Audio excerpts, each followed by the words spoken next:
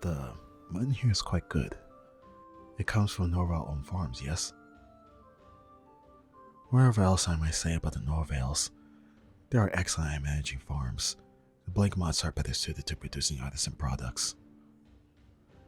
Of course, that's a large part of the reason for the rivalry between our houses. You own all the best farmland, but we have the best craftsmen. It makes it hard for either of us to hold a clear advantage. No, I'm not just making small talk. Neither of us has spoken much during dinner. I suppose we should clear the air. What happened yesterday? It was stressful, to say the least, and concerning. Our relationship might have begun with me holding a knife to your throat, but I'm beginning to realize that it was naive of me to think that we could have a stable relationship if I can threaten your life whenever I choose without consequence. No, I'm not suggesting we part ways. I don't think I could do that. I've grown very attracted to you. My life and livelihood involve so much secrecy, so much coldness, so much darkness. It feels strange for me to say this, but I like having a little brightness in my life.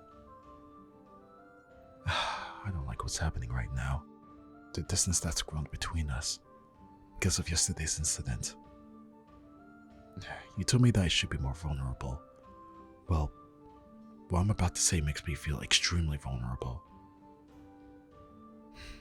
I'm not going to raise my blade against you ever again, no matter what you do. Even if you were to go and reveal our secret, I just couldn't bear to see that face again. The one you made when I threatened your life. It hurts, and I can't do it again. This is the first time in a very, very long time that I truly placing myself at somebody's mercy. Even with the Blake mods, there are aspects of our arrangement to protect me. Trusting someone like this doesn't feel natural. But I know it's the only way forward. It's the only way we can really be lovers. I'm not very good with strong emotions, but I can't say that I hate how you make me feel. Being in love is so complicated, but I can't see myself just stopping. I just feel so guilty for making you feel unsafe. In my head, I can list all the reasons that it was justified. I was just protecting myself, but none of it makes me feel any better. I just feel horrible. It's been ages since I ever regretted wielding my knife. I don't even feel guilty about killing anymore. But even just frightening you, I feel disgusted with myself. No, it's not okay. I'm grateful that you want to make me feel better, but I don't think I should feel better. Not about this. Not until I can be sure that I won't try to harm you ever again. We simply can't be doing things the way we have been. Just sneaking around. Something's going to happen sooner or later. And even if nothing ever happens, the worry is still there. I never thought deceit could feel so stressful. I lie all the time for my work, but this is the first time that I truly worry about the consequences. I hate having to constantly look over my shoulder. I suppose it's because I have something else I'd rather focus on. When I'm on a mission, that's my only concern. Carefully managing people's suspicions is just another part of it. But when it comes to our relationship, I don't want to spend all my time wondering if we'll ever get caught. Only meeting at times in places where we can be sure we won't be discovered.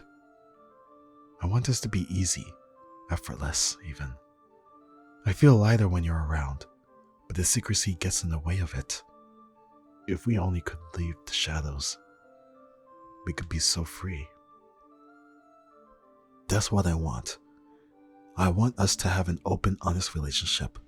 The first one I've had since, I suppose, ever. I want us to be able to truly relax, to truly be happy for once.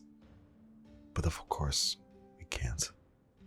Not while we're on two different sides of a bitter conflict.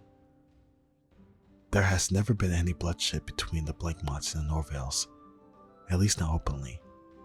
But our families are at war. Coming out into the open as things are would only put us in the crossfire. The best case scenario would be for you to be sent to some obscure corner of your family's land to spend the rest of your days, and me dead. Oh, they certainly would. Assassins don't get to live after betraying their masters. I'm far too dangerous for anything less. I knew that before I told you how I felt about you. I hope that tells you just how smitten I am with you. You're the only person who can make me feel so much of anything. That leaves us with very, very few options if we want to stop sneaking around, just hoping we don't get caught. The best option, of course, is to do what I asked you in the first place. Just come and join the Blackmots. I know. You're very loyal to your family. It's commendable. But you need to be able to make decisions that are in your best interest as well.